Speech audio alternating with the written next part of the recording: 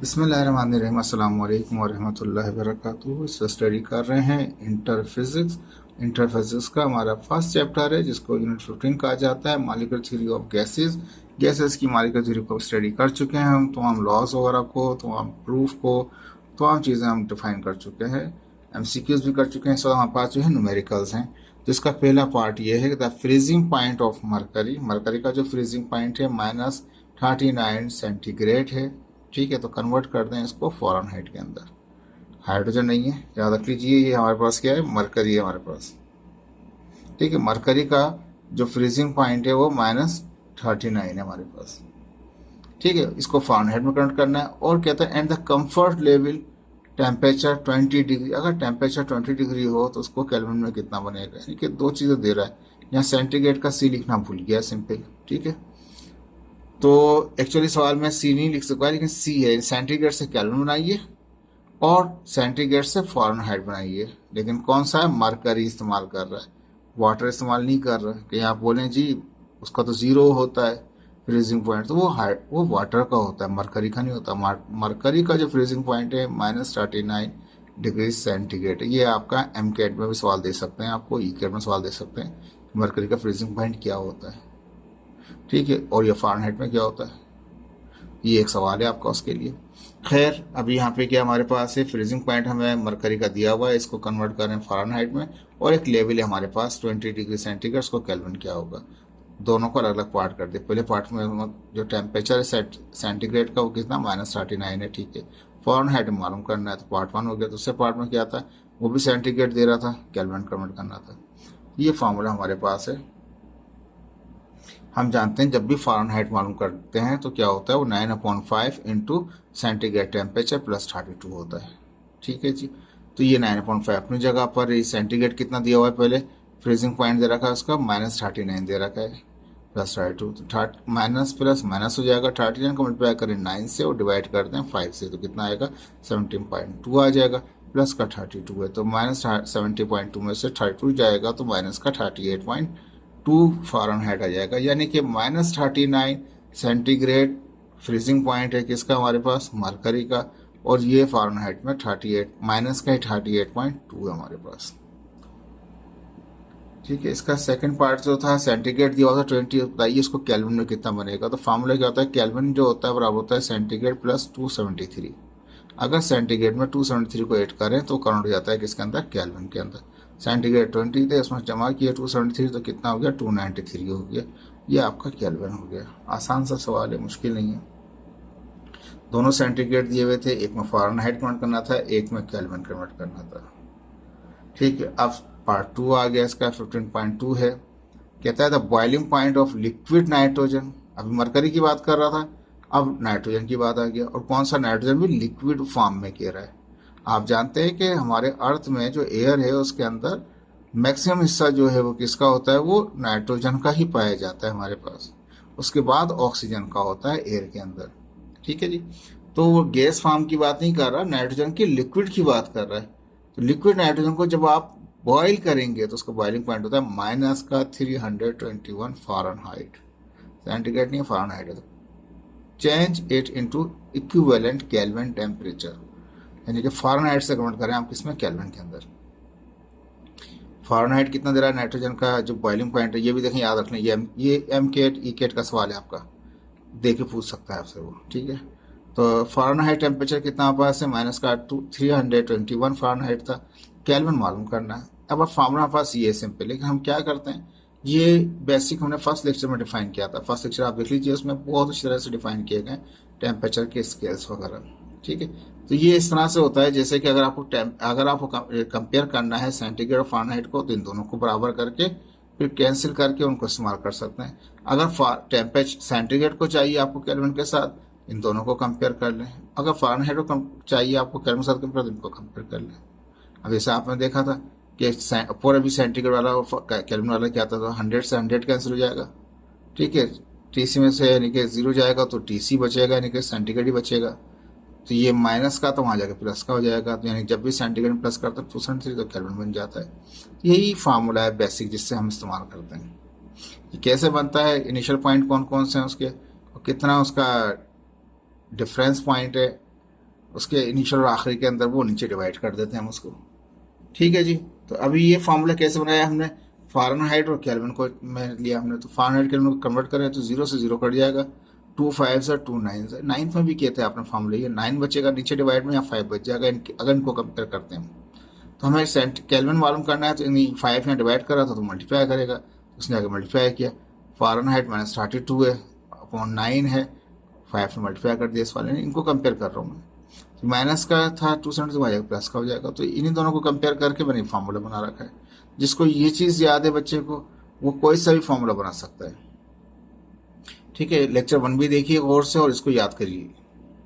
मैंने अभी समझा भी दिया किस तरीके से मैंने इन दोनों को कंपेयर करके ये निकाला है। ठीक है जी। अब हमें क्या करना है, ये फार्मूला बना हुआ है हमारे पास, 5 अपनी जगह पर है। फ़ारेनहाइट कितना है, माइनस का 321 है, तो माइनस का 321, माइनस का 32, 9 डिवाइड कर रहा है, प्लस का 273 है। दोनों ही माइनस के हैं तो माइनस ही रहेगा, माइनस ही है। दोनों को प्लस कर लें, मल्टीप्लाई बाय 9 करें, डिवाइड बाय सॉरी, इन दोनों को माइनस माइनस को दोनों को आपस में प्लस कर लें, लेकिन साइन माइनस रहेगा, कॉमन साइन माइनस रहेगा, दोनों जमा हो जाएंगे, दोनों माइनस के ही। जो आंसर है उसको मल्टीप्लाई 5 करें, डिवाइड बाय 9 करते हैं, तो ये आएगा माइनस का 196.11 प्लस 273।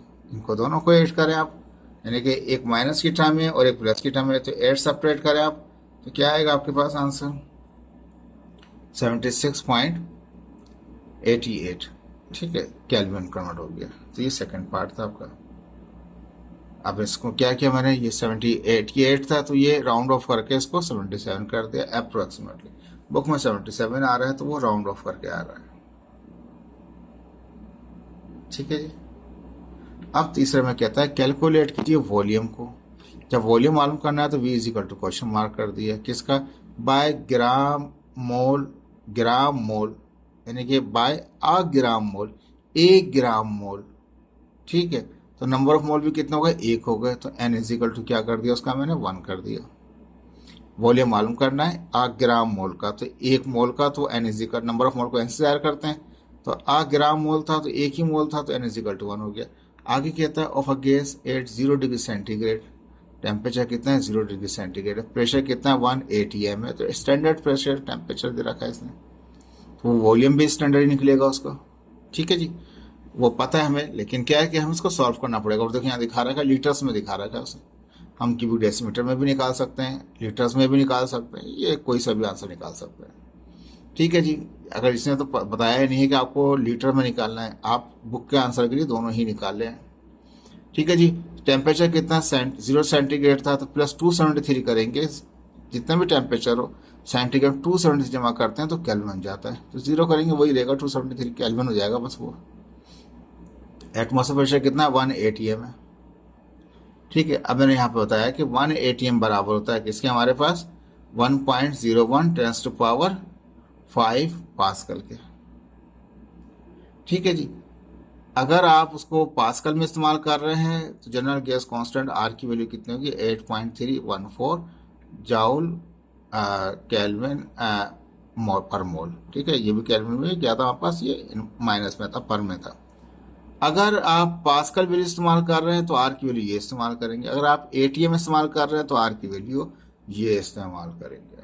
ये अब आपके अपना अपना मुनस्सर है, आप कौन सी वैल्यू इस्तेमाल कर सकते हैं। मैंने देखिए यहाँ चार्ट में दिखा रखा है, इस चार्ट को चाहें तो गौर से भी देख सकते हैं आप इसके अंदर, और उसका पीडीएफ आपको व्हाट्सएप नंबर के ऊपर शेयर कर दिया जाएगा। जिसको चाहिए होगा व्हाट्सएप नंबर पे रिक्वेस्ट करें, मैसेज करें, कॉल नहीं करें, सिर्फ मैसेज करें, उसको ये पूरा पीडीएफ इस चैप्टर का हम दे देंगे आज। ठीक है, तो ये देखिए ये जाउल है, केल्विन इनवर्स पर मोल है, तो ये वैल्यू होती है हमारे पास, इसे यहाँ दिखा रहा है कि हमने 8.314।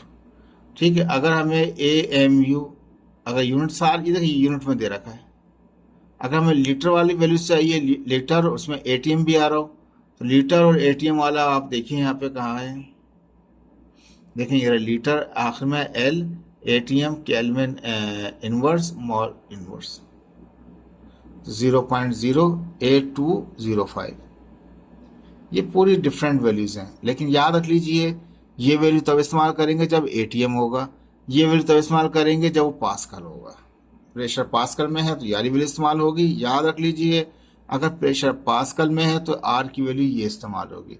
अगर प्रेशर एटीएम में रखते हैं तो उसकी वैल्यू ये इस्तेमाल होगी।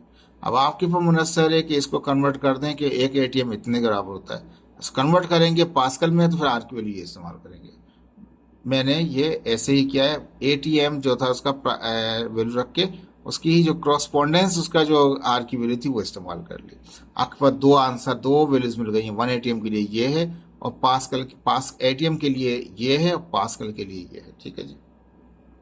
अब एटीएम तो वन से तो ज़्यादा भी हो सकता है, कम भी हो सकता है, लेकिन एटीएम यूनिट है तो ये इस्तेमाल कीजिए। अगर पास्कल यूनिट है प्रेशर का तो ये इस्तेमाल कीजिए। ये भी सवाल बन सकते हैं आपके ई कैट एम कैट में। ठीक है जी। हमारे पास क्या दे रखा था, वॉल्यूम दे रखा था इसने, टेम्परेचर 0 था, एटीएम प्रेशर 1 था और आर की वैल्यू मैंने एटीएम के हिसाब से ये इस्तेमाल कर ली। आप चाहें तो ये भी करके वेरीफाई कर सकते हैं। N1 रहेगा पर मोल है। P V is equal to NRT है। वी मालूम करना है तो पी मल्टीप्लाई कर पी जाकर डिवाइड कर देगा। एनआरटी डिवाइड बाय पी हो गया। ठीक है। N1 था तो 1 ही रहेगा। आर की वैल्यू मैंने ये इस्तेमाल की क्योंकि एटीएम इस्तेमाल कर रहा हूँ प्रेशर का मैं 0.08205। ठीक है।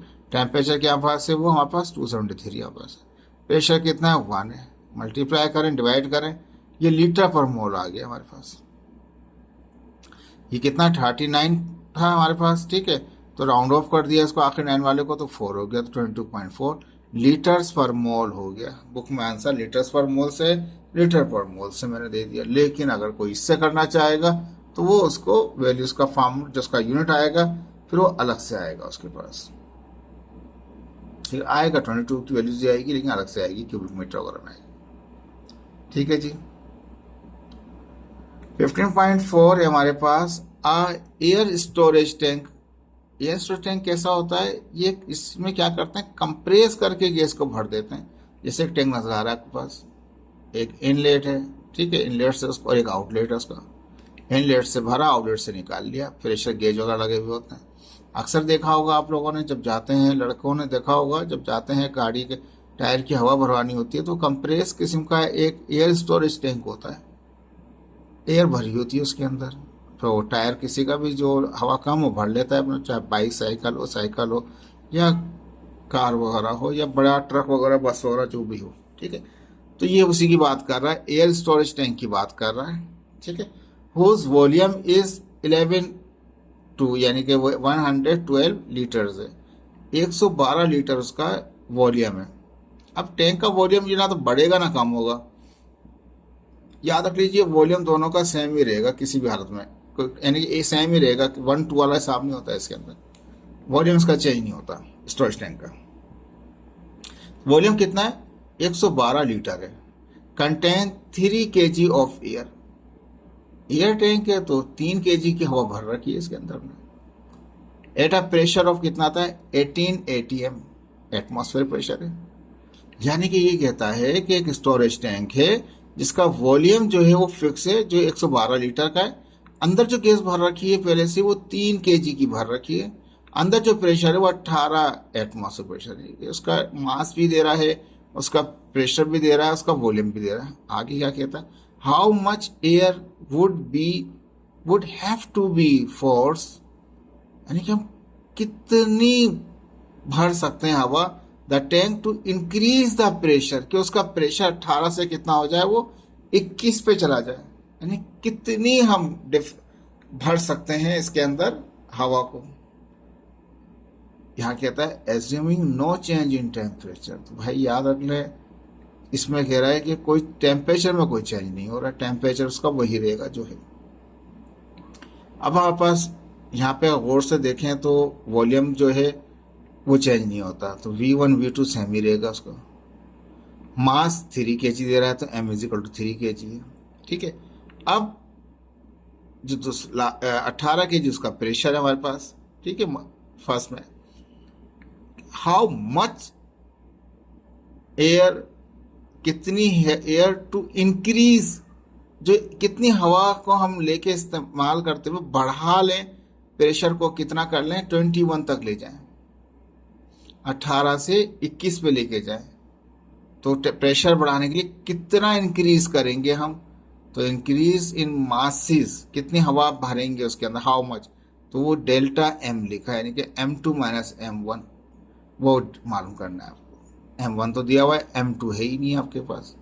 जब तक M2 मालूम नहीं होगा तब तक आपको ये चेंज मास नहीं मिलेगा जिसकी वजह से उसका प्रेशर 18 से 21 हो जाए। ठीक है, तो लास्ट जो प्रेशर था वो 21 था, पहला प्रेशर 18 था। वॉल्यूम चेंज नहीं होता, इसका सेम रहता है।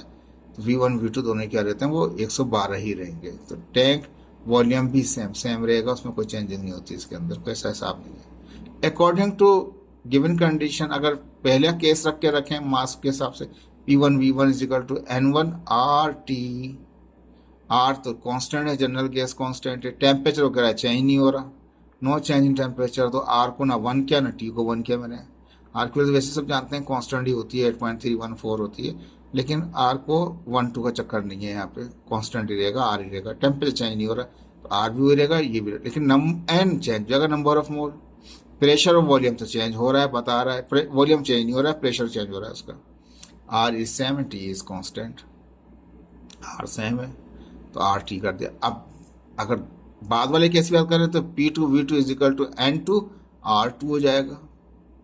ठीक है ना, जैसे कि प्रेशर भी दे रहा है अलग से, मास का इंक्रीज भी करा, इंक्रीज करा तो मास M2 निकलेगा, तो इंक्रीज निकाल सकते हो ना, मास का इंक्रीज नहीं निकाल सकते। तो मैंने इसको दो बना दिया, P1 V1 से और P2 V2 से बना दिया मैंने, NRT से करा दिया। अगर चाहते हम वो लगाने की कोशिश करते, बॉयस लॉ वगैरह लगाने की कोशिश करते तो एक अलग बात हो जाती है हमारे पास।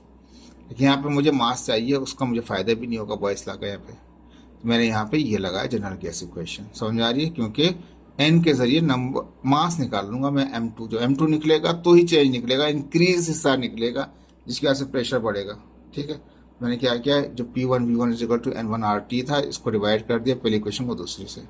राइट साइड को राइट से डिवाइड करेंगे, राइट को राइट से डिवाइड कर देंगे। P1 V1 के अपन आ जाएगा, नीचे आ जाएगा, P2 V2 हो जाएगा, N1 RT का हो जाएगा, N2 RT आ जाएगा, RT से RT कट जाएगा। ठीक है, N1/N2 हो जाएगा।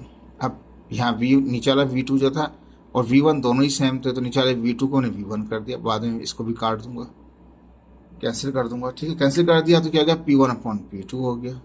अब यहाँ नंबर ऑफ मोल थे, नंबर ऑफ मोल का फार्मूला होता है जैसे mass of air divide by molecular mass of air. Mass तो चेंज हो सकता है, मॉलिक्यूलर मास तो सेम ही रहता है फार्मूले का।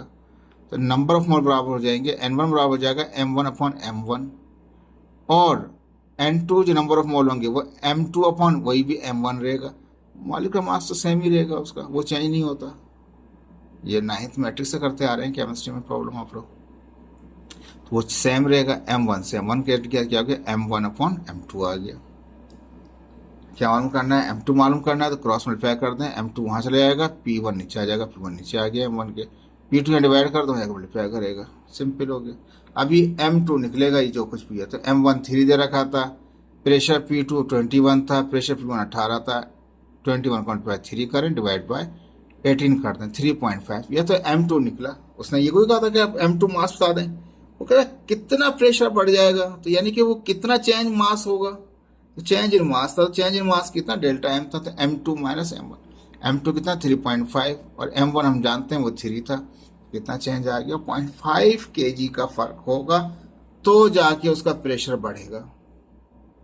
क्यों, अब दोबारा इसको समझा देता हूँ आपको, वापस से जाके सवाल से ही समझा देते हैं आपको। देखिए ये कह रहा है 3 kg प्रेशर दे रहा है 18, तो कितना इंक्रीज करेंगे हम एयर को कि वो बढ़ा दे प्रेशर को 21 कर दे। तो इसका मतलब ये जब 18 पे मास 3 kg है तो वो जो दूसरा मास आएगा वो 3 से ज़्यादा ही आएगा, क्योंकि वो प्रेशर बढ़ाएगा 21 तक लेके जाएगा। वो आया 3.5, 3.5 में से निकाल दिया 5, तो 0.5 वो हिस्सा था जिसने बढ़ाया 18 से 21 किया। ठीक है, M2 नहीं पूछ रहा, वो कह रहा है कि वो बढ़ाए, बताए कितना हिस्सा हवा का आप ऐड करेंगे कि वो बढ़ जाए, यानी कि इस वाले से कितना और करेंगे ज्यादा, यानी कि आप उसको अगर आपको बढ़ाना है तो 0.5 ही से आप क्या कहते हैं इंक्रीज कर सकते हैं उसको।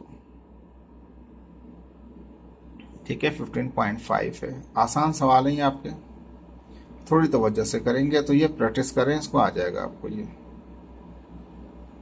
ठीक है, अब यहाँ कहता है 15.5 में अब बलून कंटेन 0.4 क्यूबिक डेसीमीटर, एक मिनट थोड़ा सा कट रहा है। ठीक है, तो कहता है कि 15.5 है, a balloon contain 0.05 cubic metre of air at a pressure of 120 kilo pascal. कहता है कि अगर बलून का जो वॉल्यूम है कितना है 0.04 क्यूबिक मीटर है V1, उसका प्रेशर कितना है 120 किलो पास्कल है। Calculate the pressure required to reduce its volume, कितना प्रेशर होगा कि उसका वॉल्यूम कम हो जाए, इससे कम होकर कितना हो जाए 0.025 हो जाए हमारे पास क्यूबिक मीटर। टेम्परेचर कांस्टेंट है, मैंने पहले बताया था ये बॉयस ला लगता है, सिंपली इसमें टेम्परेचर कांस्टेंट होता है। लेकिन इससे पहले सवाल में क्या था, वो मास की बात कर रहा था, इंक्रीज की बात कर रहा था। तो भाई वो तो हम NRT लगाना पड़ेगा, जनरल गैस इक्वेशन उसमें। लेकिन यहाँ पर क्या है कि यहाँ पे कोई मास की मोल की कोई कहानी नहीं है। यहाँ पे सिंपल एक वॉल्यूम दिया हुआ है, पहले का प्रेशर दिया हुआ है। अब प्रेशर मालूम कर रहा है वॉल्यूम इतना हो जाए कम होके, यानी कि रिड्यूस हो रहा है। ठीक है, टेम्परेचर कांस्टेंट है हमारे पास। ठीक है जी, तो क्या करेंगे यहाँ पे हम, पहला वाला वॉल्यूम V1 है 0.04 था हमारे पास, प्रेशर कितना था 120 किलो पास्कल था, किलो का मतलब 1000 है, तो 120 मल्टीप्लाई किया 1000 से तो ये हो गया 1.2 10 पावर 5 हो गया, 3 जीरो ये और 2 डिजिट ये, तो 5 पे पहुंच जाएगा, 1.2 करेंगे 10 पावर 5 पास्कल। P2 मालूम करना है, V2 कितना हो गया, रिड्यूस होकर 0.025 हो गया। फॉर्मूला क्या, P1 = P2 V2, बॉयस ला हमारे पास है। हमें मालूम करना है P2 मालूम करना है, तो ये चीज़ हम V2 मल्टीप्लाई करें जाकर डिवाइड कर देगा, उसने डिवाइड कर दिया V2 ने। ठीक है जी,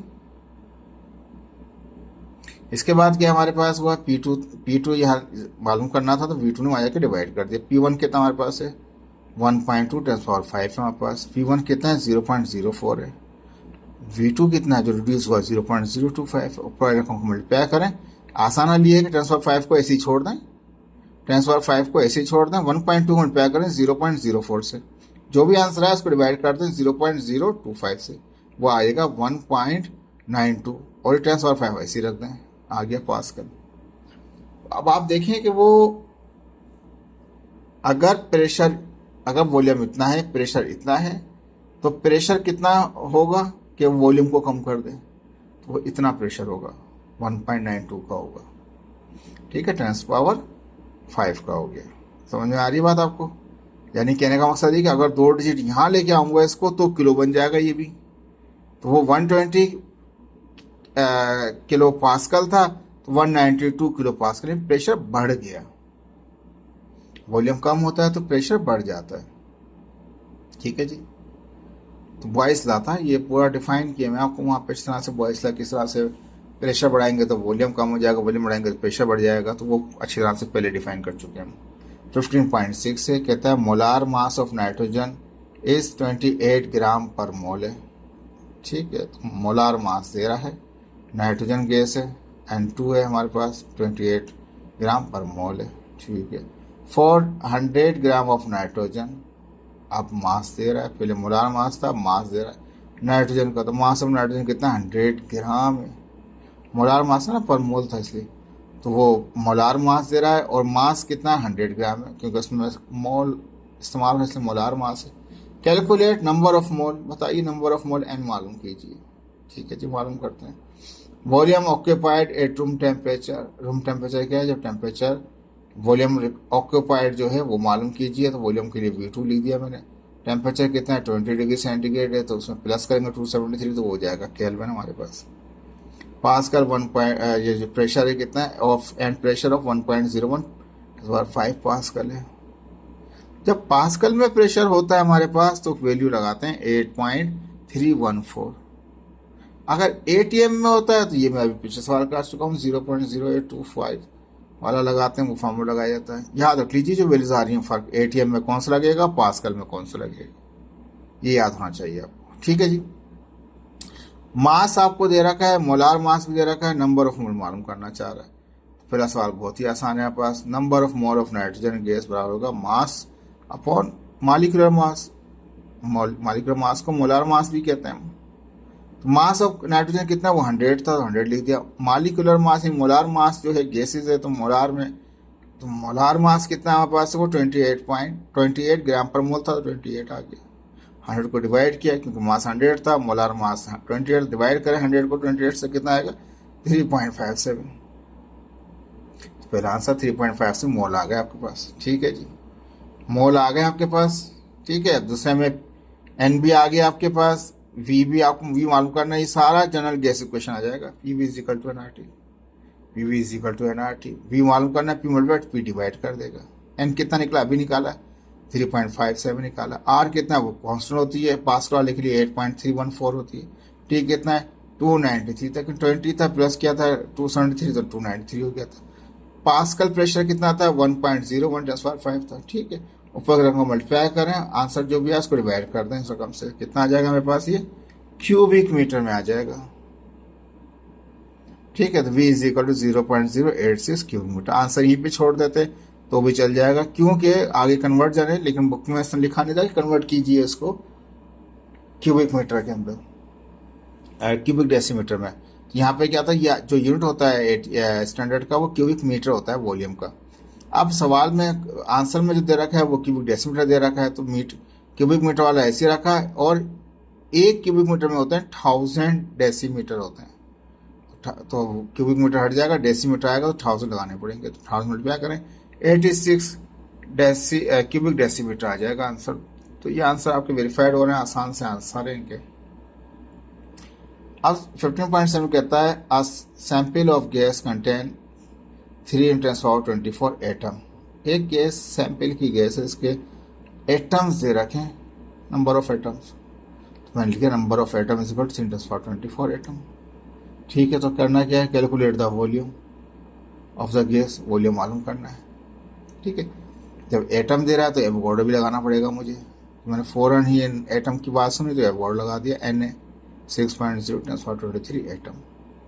ठीक है, वॉल्यूम मालूम करना है। ठीक है, टेम्परेचर कितना 300 केल्विन है, केल्विन दिया हुआ चेंज करने की जरूरत ही नहीं है, ऑलरेडी केल्विन है। प्रेशर कितना है 120 किलो पास्कल है, तो ज़्यादा बात है आर की वैल्यू क्या होगी 8.314 होगी पास्कल के लिए। तो किलो की मतलब है 1000, तो कितना 3 जीरो तो इसके हो गए 1000 वाले, और 2 डिजिट 1 जीरो ये हो गया, 4 जीरो हो जाएंगे तो 1 2 और 4 जीरो लगा दिए, पास्कल हो गया। अब बात ये रही कि हमारे पास नंबर ऑफ मोल नहीं है, तो हम नंबर ऑफ मोल निकालेंगे इस डेटा से।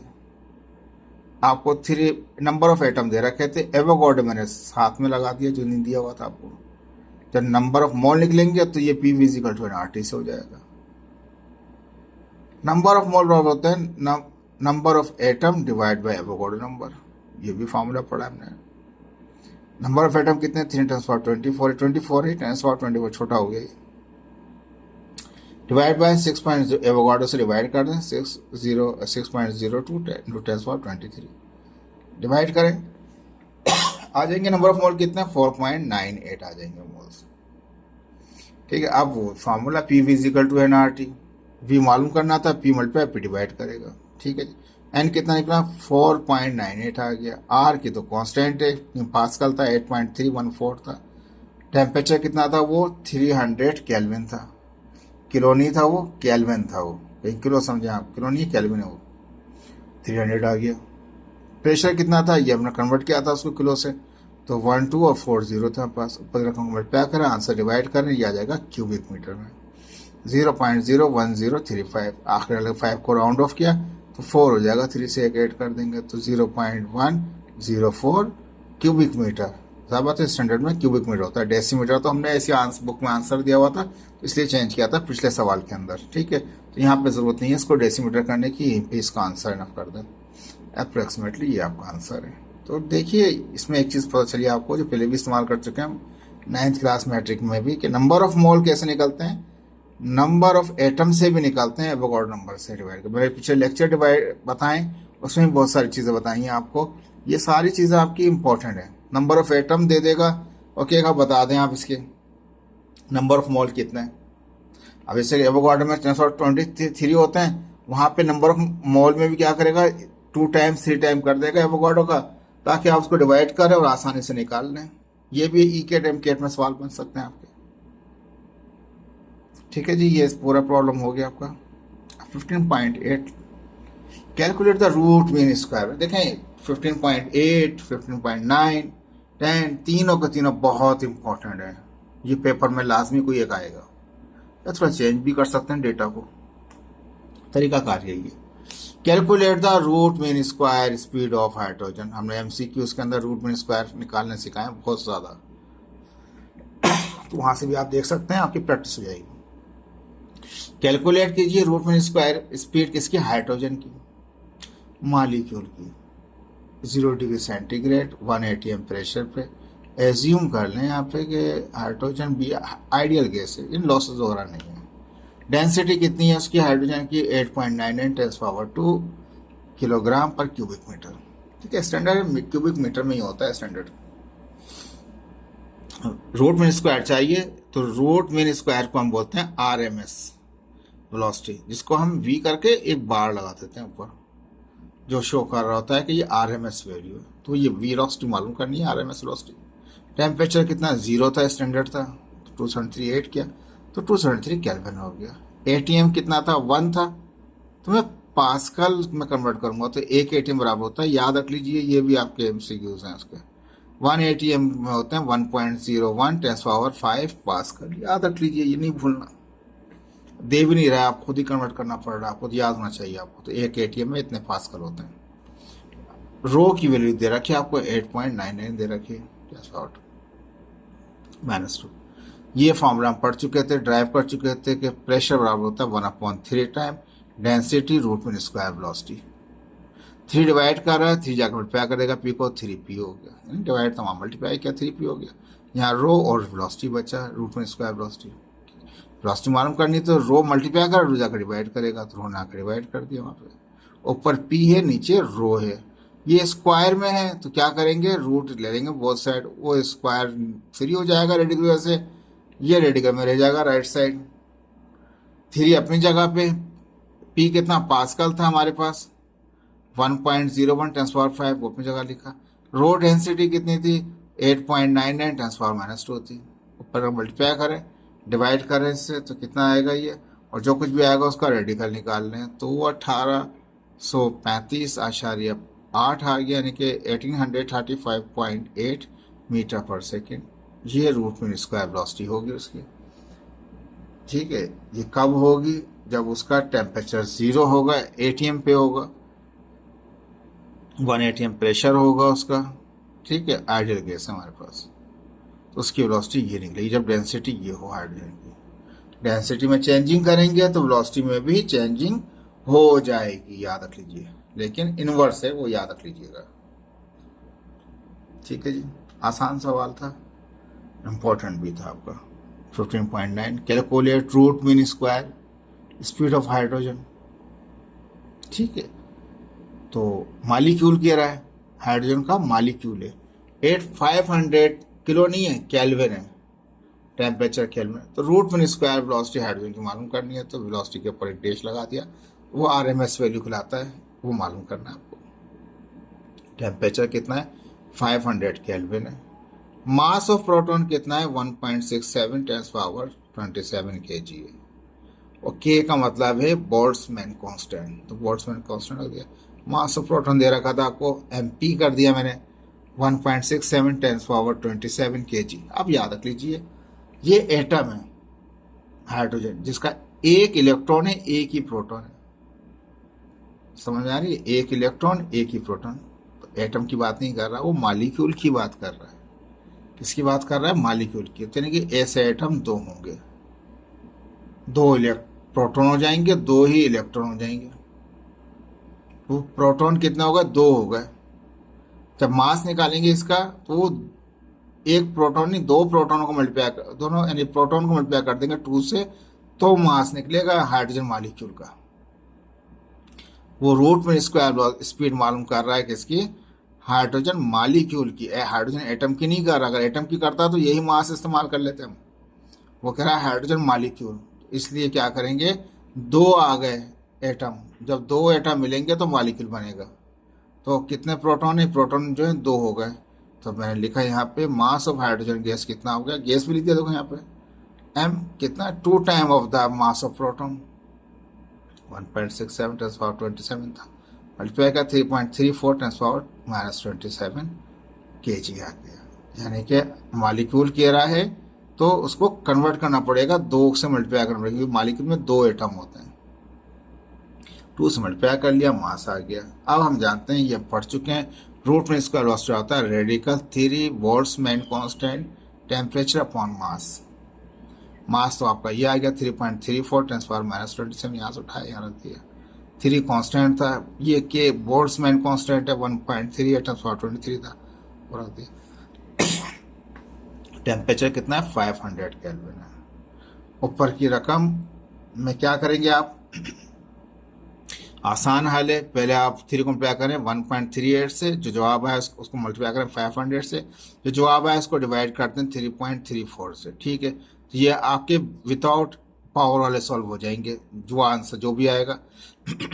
अब यहाँ पे क्या -23 है, यहाँ पे -27 है, तो ये ऊपर जाएगा तो ये प्लस का हो जाएगा। तो 4 यानी कि 1000 से मल्टीप्लाई कर 10,000 से मल्टीप्लाई करते हैं 400, यानी कि तो आपका आंसर इस तरह से आ जाएगा। कैलकुलेटर से कर लें तब भी मिल जाएगा आपको। रेडिकल निकाल लें तो कितना होगा 2489.49 मीटर पर सेकेंड। आसान था, ये फॉर्मूला पढ़ चुके हैं आप पहले, प्रॉब्लम भी इसके कर चुके हैं, लेकिन ये एक बात थी जिसको जहन में रखना है आपको। ये फार्मूला तकरीबन बच्चों को पता चल चुका है चैप्टर पढ़ने के बाद, लेकिन ये एक लॉजिक है मालिक्यूल की वजह से, ये लॉजिक है हाइड्रोजन के मालिक्यूल की वजह से। तो इसलिए एक एटम इस्तेमाल नहीं होगा, 2 एटम इस्तेमाल होंगे, तो इसलिए मास जो होगा उसका 2 टाइम ऑफ प्रोटॉन हो जाएगा। ठीक है जी, बाकी आपको आसान था, मुश्किल नहीं है। लास्ट क्वेश्चन आ गया इसका, कहता है डिटरमाइन कीजिए average value of kinetic energy. Kinetic energy average मालूम करना है आपको। पार्टिकल की कह रहा है हमारे पास, आइडियल गैस है, लॉसेस नहीं है। 10 डिग्री सेंटीग्रेड पे मालूम कीजिए और 40 पे मालूम कीजिए कि एवरेज काइनेटिक एनर्जी आप 10 पे भी मालूम कीजिए, 40 पे भी मालूम कीजिए। ठीक है, तो और मैंने यहाँ लगा दिया बल्क, ये हमारे पास बोल्ट्जमैन कांस्टेंट लगा दिया, बल्क निकल रहा था मुझसे, ये बोल्ट्जमैन कांस्टेंट है कि 1.38 10⁻23 है। ठीक है, 10 था पहला वाला, तो उसमें को सेंटीग्रेड को कन्वर्ट करेंगे, 273 ऐड करेंगे तो केल्विन हो जाएगा 283। दूसरा टेम्परेचर कितना है उस पर मालूम करना है, तो 40 है, 40 में 273 ऐड करेंगे 313 हो जाएगा केल्विन। तो पहले पार्ट के अंदर एवरेज करंट रेंज मालूम कीजिए T1 रख के, फिर मालूम कीजिए T2 रख के। 2 आंसर तो ये आ गए आपके। अब बी पार्ट में कहता है what is the kinetic energy पर मोल। ये यानी काइनेटिक एनर्जी सिंपल था हमारे पास, वो एवरेज वाला था, इसमें पर मोल भी है। ठीक है, जब पर मोल कह रहा है तो हम क्या करेंगे, उसके लिए अलग फार्मूला लगाना पड़ेगा हमारे पास। मैंने और ये कहता है कि पर mole of an ideal gas at these, ये मिल गया दीज टेम्परेचर कि ये 10 और 40 पे, 10 और 40 पे ही बताइए क्या होगा। जब पर मोल होता है ना तो के की वैल्यू नहीं लगती, फिर आर लगता है, जनरल गैस कांस्टेंट।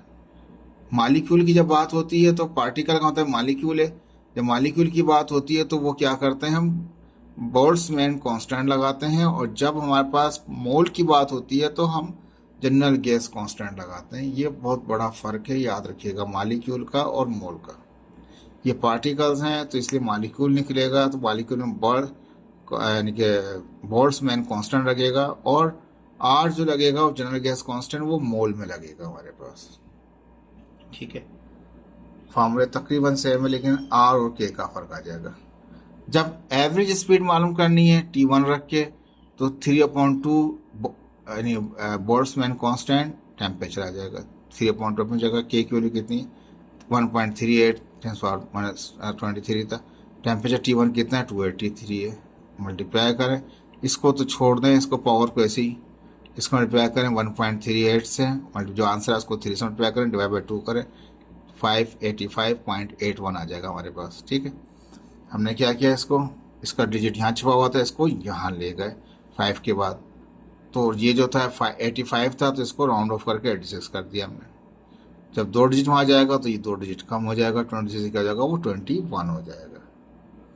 ठीक है बच्चों, कुछ भी नहीं किया यहाँ पे, इन दोनों बगैर पावर वाली रकम करें, 283 को मल्टीप्लाई किया 1.38, मल्टीप्लाई किया 3 से, डिवाइड आंसर कर दिया 2 से, वो ये आ गया। ठीक है, तो पॉइंट यहाँ आ रहा था, पॉइंट को वहाँ ले गए और इसको राउंड ऑफ कर दिया, 5 वाले को क्या कर दिया 86 कर दिया, अप्रोक्सीमेटली आंसर निकाल दिया। ये निकाला हमने जब 10 डिग्री था, 40 पे क्या था तो यही रहेगा 3.2, ये बोल्ट्जमैन कांस्टेंट अपनी जगह रहेगा। टेम्परेचर क्या हो गया बढ़ गया, 40 हो गया था, 313 था वो जब उसको केल्विन कन्वर्ट किया था। 313 मल्टीप्लाई करेंगे 1.38 से, जो आंसर आएगा उसको मल्टीप्लाई 3 करेंगे, डिवाइड तो टोटल आंसर को डिवाइड कर देंगे 2 से, तो वो ये आ जाएगा हमारे पास। ये ऐसी कसर दिया पावर को। अब फिर वही पॉइंट को यहाँ संभाल जाएंगे, यहाँ लेके आ गए और इसको राउंड ऑफ कर देंगे आखिर वाले के लिए, अप्रोक्सीमेटली करने के लिए इसको खत्म करके 6.48 टेंस पावर, क्योंकि 2 डिजिट गया था तो ये इसमें से 2 कम हो जाएंगे तो माइनस का 21 हो जाएगा अप्रोक्सीमेटली। ये आया हमारे पास सिंपल पार्टिकल के लिए, मॉलिक्यूल के लिए। ठीक है, अब हम बात करेंगे मोल के लिए। काइनेटिक एनर्जी पर मोल क्या आएगी हमारे पास, तो वो 3.2 वहां भी था, यहाँ वहां पे भी टी था, वहां के था, वहां फॉर्मूले में के था, किसके लिए मॉलिक्यूल के लिए, पार्टिकल के लिए। जब मोल की बात होगी जनरल गैस कांस्टेंट होगा, बस ये फर्क है इतना सा। 3.2 में जगह जनरल गैस कांस्टेंट कौन सा है 8.314 है। ठीक है, ट्रांसफर हो कोई चक्कर ही नहीं है, ऊपर की रकम मल्टीप्लाई करें, जो आंसर है उसको 2 से डिवाइड करें, 3529.29 29 आ रहा है, बुक का 26 है, तो थोड़ा बहुत फर्क है, आ जाएगा, चल जाएगा ये। ठीक है, तो ये आपका आंसर आ गया। दूसरे वाले में क्या किया, T2 था हमारे पास, मैंने बताया के नहीं आएगा, आर आएगा, क्योंकि मोल है हमारे पास, मोल के लिए आर इस्तेमाल करते हैं और मॉलिक्यूलर पार्टिकल के लिए के इस्तेमाल करते हैं। ठीक है, 3/2 आर के लिए कितना है 8.314 है, T2 कितना है 313 है, 313 मल्टीप्लाई करें 8.314 से, जो आंसर है उसको 3 से करें, आंसर को उसको डिवाइड कर दें 2 से, ये आपका आंसर आ जाएगा। ठीक है, 3901 आ रहा है बुक के अंदर, पास 3 आ रहा है, कोई फर्क नहीं पड़ेगा। यही तरीका कार है, यही मेथड है इसका। देखें, होपफुल आपको समझ में आया होगा। न्यूमेरिकल्स, इसके क्या कहते हैं, व्हाट्सएप नंबर जो है उस पर क्या कहते हैं, आप मैसेज कर कीजिएगा, कॉल नहीं कीजिएगा, आपको प्रोवाइड कर दिया जाएगा इस चैप्टर का PDF with numerical, with MCQs, with CRQs। Okay, thank you so much. Subscribe भी कीजिए, लाइक भी कीजिए और शेयर भी कीजिए और सपोर्ट भी कीजिए चैनल को। थैंक यू, ये आपका अपना चैनल है। ओके, थैंक यू, अल्लाह हाफिज़।